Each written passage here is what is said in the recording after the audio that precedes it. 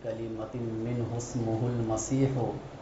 عیسی ابن مریم وجیہا فی الدنیا والآخرہ ومن المقربین صدق اللہ العظیم۔ سامعین محترم اور معزز ساتھیوں، حضرت مریم رضی اللہ تعالی عنہ کا قصہ چل رہا تھا کہ ان کی والدہ نے یہ نظر مانی کہ مجھے جو بچہ پیدا ہوگا اس کو میں مسجد بیت المقدس کی خدمت کے لیے وقف کر دوں گی، لیکن لڑکا ہونے کے بجائے لڑکی پیدا ہوئی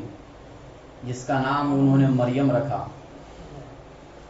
اور اللہ تعالیٰ نے یہ کہا کہ اس لڑکی سے مجھے جو خدمت لینا ہے وہ اس لڑکے سے نہیں ہو سکتا تھا جس کو آپ نے مانگا تھا، اس لیے میں نے لڑکی ہی پیدا کیا۔ چنانچہ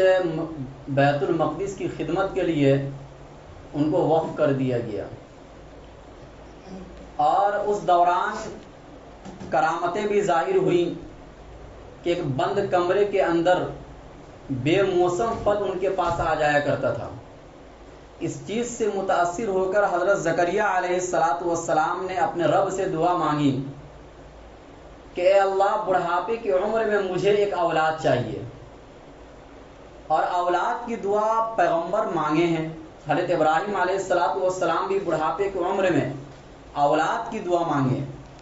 حضرت زکریا علیہ السلام اولاد کی دعا مانگ رہے ہیں، یہ بتلانے کے لیے کہ اولاد انسان کی زندگی میں ایک بہت بڑی نعمت ہے، خاص طور سے بڑھاپے کی عمر میں اولاد ایک بہت بڑی نعمت ہے۔ بہرحال یہ واقعہ ہو گیا۔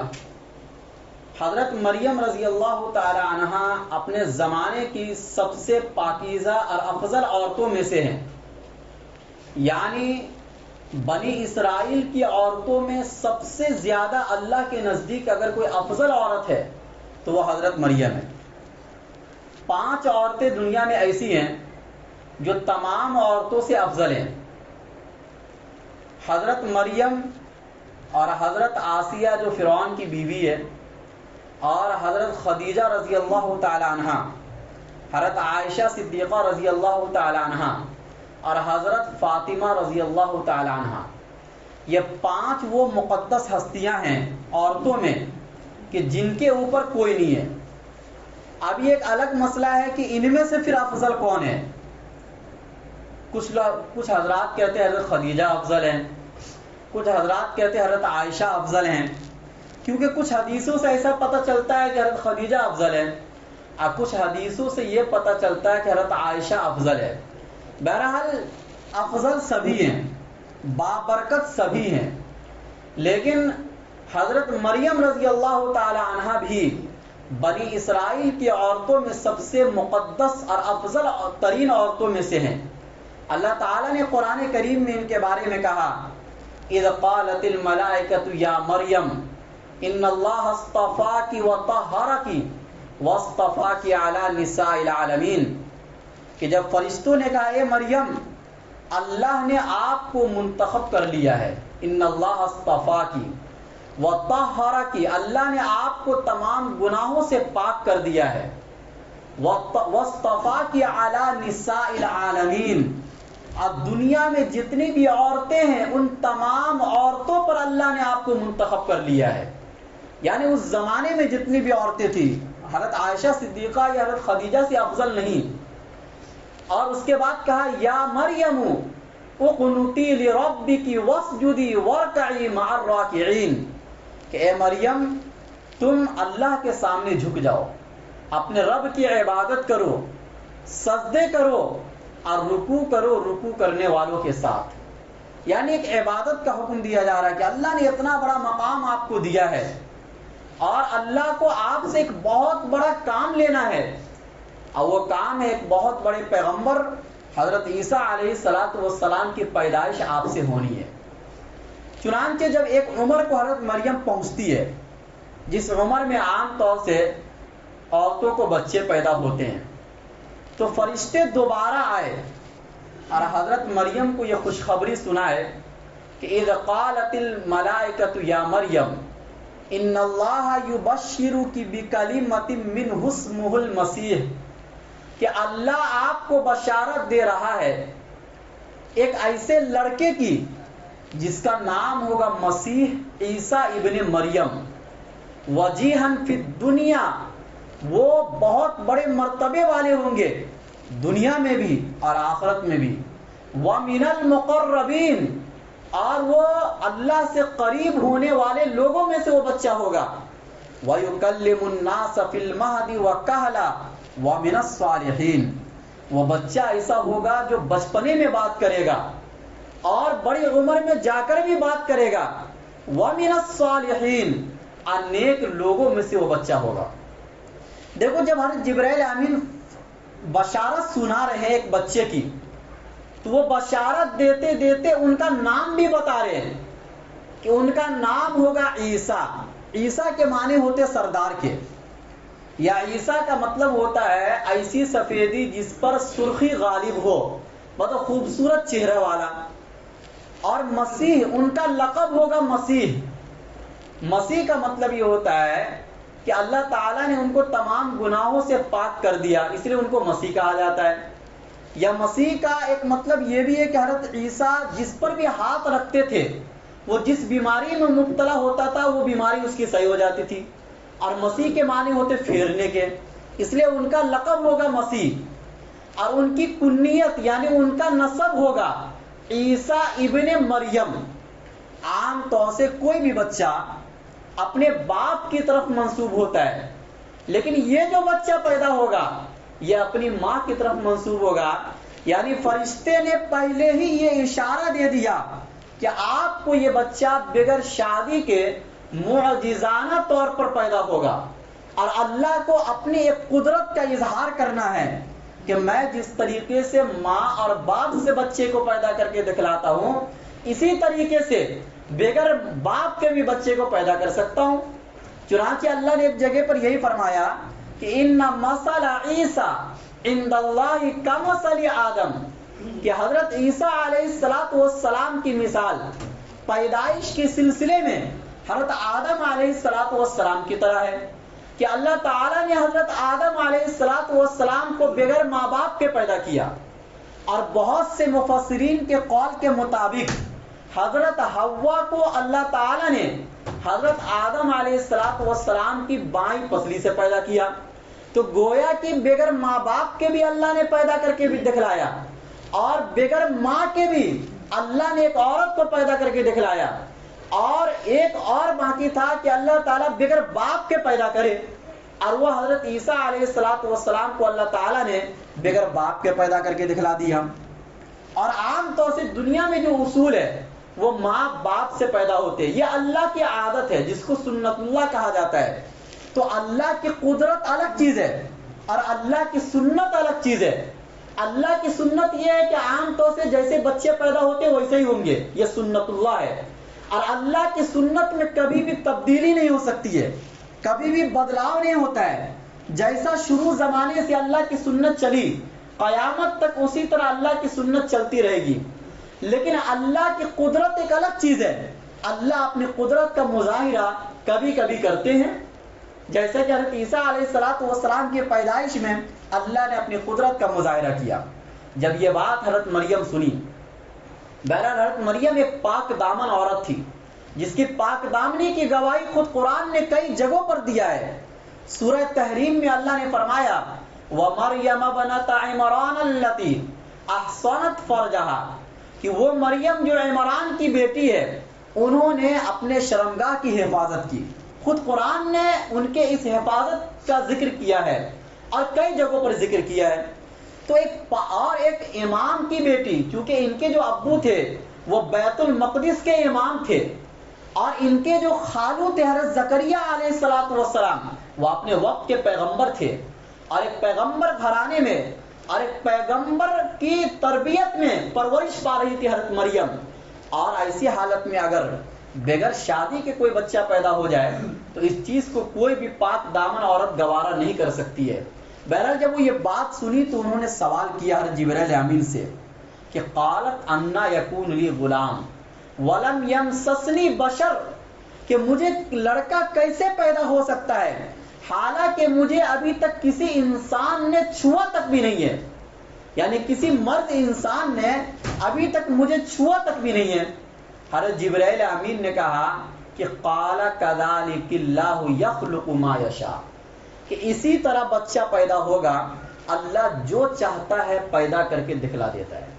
اللہ کے قبضہ قدرت میں کوئی بھی چیز مانے نہیں ہے، روک نہیں بن سکتی ہے۔ اللہ نے جب فیصلہ کر لیا ہے کہ بغیر باپ کے آپ سے بچہ پیدا ہوگا تو بغیر باپ کے وہ لڑکا ہوگا۔ فرمایا اذا قضا امرا فانما یقول له کن فیکون، کہ جب وہ کسی بات کا اللہ فیصلہ کر لیتے ہیں تو وہ کہتے ہو جا، پس وہ ہو جاتا ہے۔ اور یہ بھی ایک سمجھانے کے لیے ہمیں اور آپ کو، ورنہ اللہ کو لفظ کن بھی کہنے کی ضرورت نہیں ہے۔ اللہ جب کسی چیز کا ارادہ کر لیتے ہیں وہ چیز سامنے وجود میں آ جاتی ہے۔ چنانچہ حضرت مریم سے جو بچہ عیسیٰ نام کا پیدا ہوا اس کا پورا تذکرہ اللہ تعالیٰ نے سورہ مریم میں بھی کیا ہے۔ چنانچہ اللہ فرماتے ہیں وَاذْكُرْ فِي الْكِتَابِ مریم، اے پیغمبر محمد صلی اللہ علیہ وسلم آپ اپنی قوم کے سامنے مریم کا ذکر کیجئے۔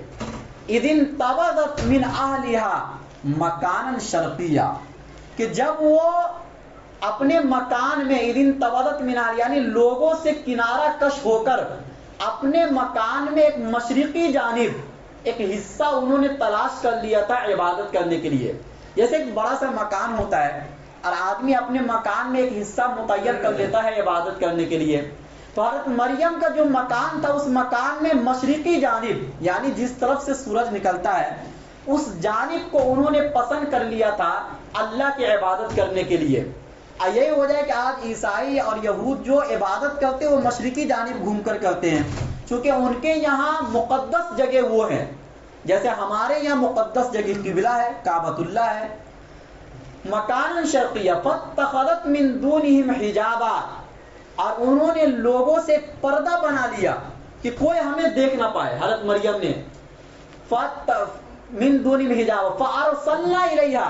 روحنا فتمثل لها بشرا سویا، جب وہ عبادت کے لیے الگ ہو گئے ایک کونے میں تو اسی وقت ہم نے حضرت جبرائیل امین کو بھیجا۔ اب جب جبرائیل امین جب آئے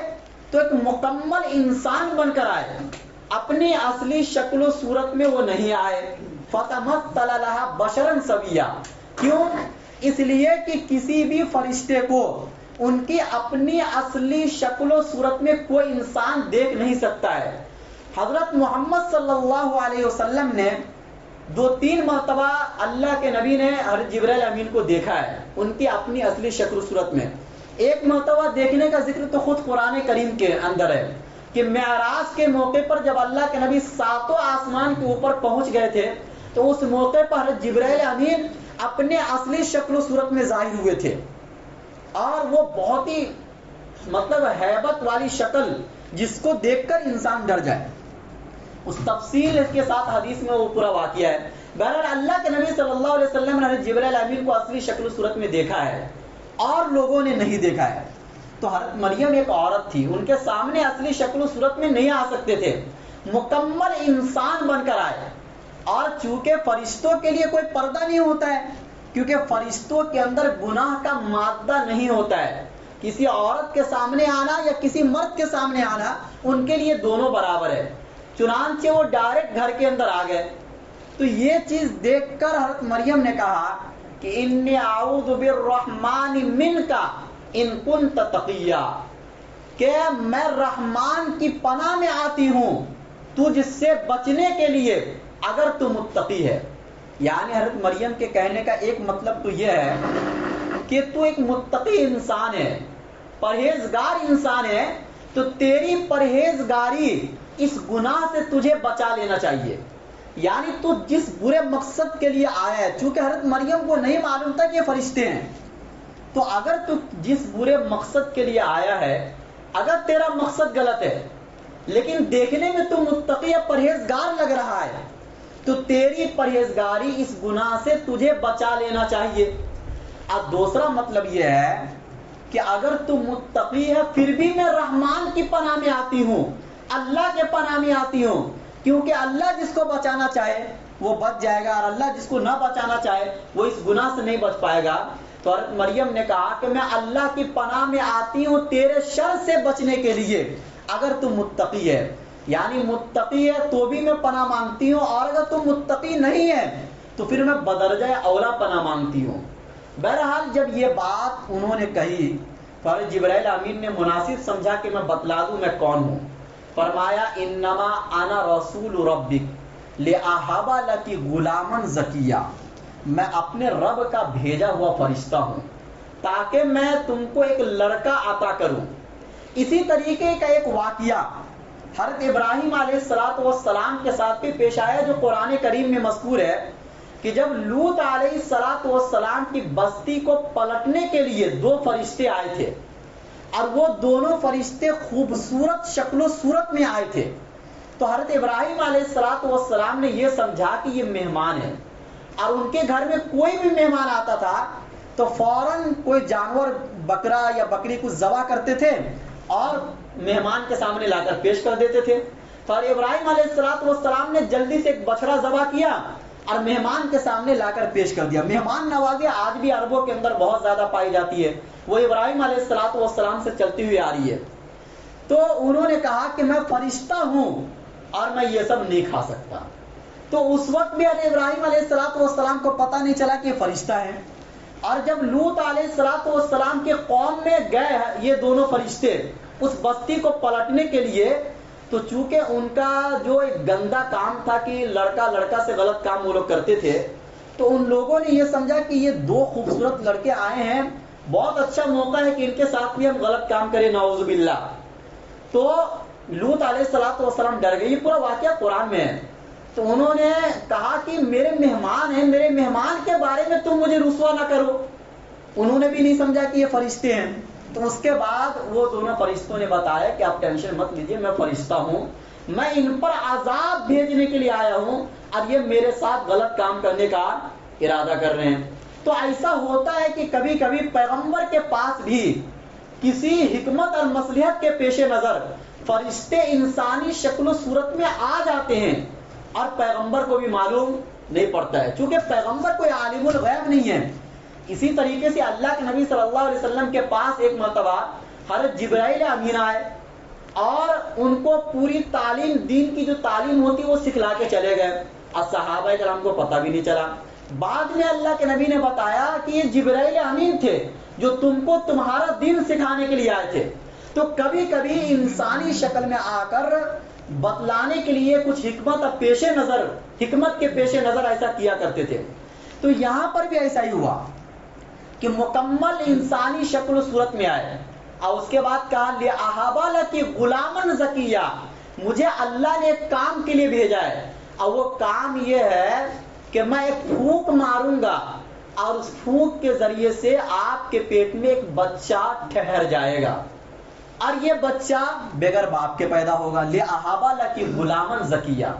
قالت انا یکون لی غلام ولم یمسسنی بشر ولم اک بغیا۔ اس موقع پر بھی حضرت مریم نے یہ کہا کہ مجھے کسی انسان نے نہیں چھوا، اور میں کوئی زناکار عورت نہیں ہوں، میں کوئی فاحشہ اور بدکار عورت نہیں ہوں، ولم اک زکیہ۔ تو حضرت جبرائیل امین نے کہا قال کذالک، اسی طرح ہوگا، ہوا علی حین، یہ میرے رب پر آسان ہے، یعنی بغیر باپ کے بھی پیدا کرنا یا اللہ تعالیٰ کے لیے آسان ہے۔ وَلِنَجْعَلَهُ آیَةً لِلنَّاسِ وَرَحْمَةً مِنَّا وَكَانَ أَمْرًا مَقْضِيًّا۔ اور یہ بچہ بغیر باپ کے اس لیے پیدا ہوگا کہ اللہ تعالیٰ یہ فرما رہے ہیں کہ ہم اس کو ایک نشانی بنانا چاہتے ہیں،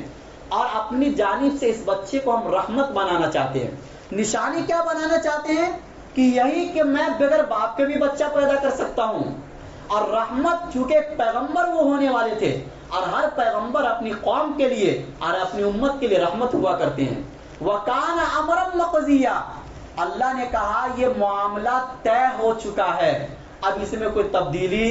نہیں ہو سکتی ہے۔ لہذا ایک وقت ایسا آیا حضرت مریم کو کہ اس بچے کی پیدائش کا وقت قریب آ گیا۔ قرآن نے وہ نقشہ بھی کھینچا ہے کہ فَحَمَلَتْهُ فَانْتَبَذَتْ بِهِ مَكَانًا قَصِيًّا، کہ جب پیدائش کا وقت قریب آیا تو جو عبادت خانہ تھا ان کے گھر کے اندر انہوں نے مناسب نہیں سمجھا کہ بچے کی پیدائش یہاں ہو، چنانچہ ایک دور جگہ چلی گئی بیت المقدس سے، جس کو بیت اللحم کہا جاتا ہے، آج بھی وہ جگہ موجود ہے اور وہاں پر لکھا ہوا رہتا ہے بیت اللحم،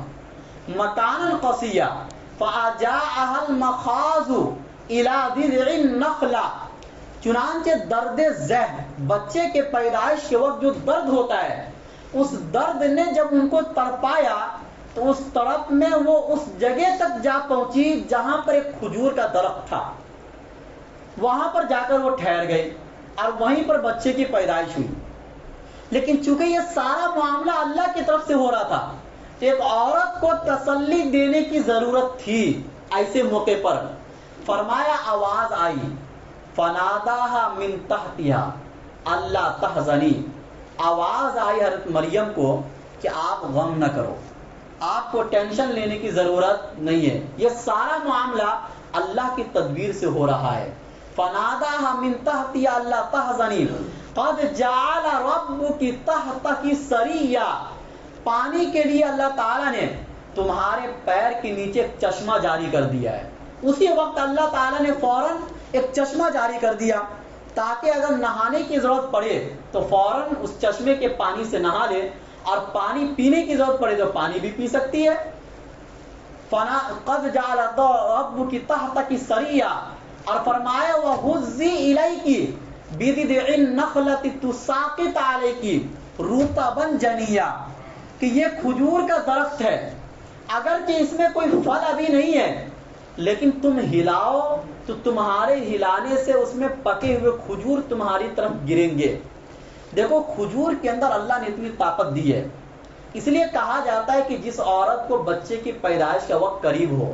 یا بچے کی پیدائش ہو جائے تو اس کو سب سے زیادہ کھجور کھانا چاہیے۔ اللہ تعالیٰ نے حضرت مریم کو بھی کھجور کی غذا استعمال کرنے کا حکم دیا، چونکہ اس سے سب سے زیادہ طاقت ایک عورت کو ملتی ہے۔ اور بہت سے ڈاکٹروں نے تو یہ بھی کہا کہ اگر کسی کو نارمل ڈیلیوری نہیں ہوتی ہے اور وہ کھجور کا استعمال کرے اپنے آخری مہینے میں تو انشاءاللہ امید ہے کہ اس سے نارمل ڈیلیوری بھی ہو سکتی ہے۔ اور بہرحال اس میں بہت زیادہ فائدے ہیں جو آپ معلومات حاصل کر سکتے ہیں، چونکہ اس کا موضوع نہیں ابھی بتانے کا۔ اللہ نے یہ کہا کہ تم کھجور کھاؤ، تو اللہ نے پانی کا بھی استعمال کر دیا اور غذا کا بھی استعمال کر دیا، چونکہ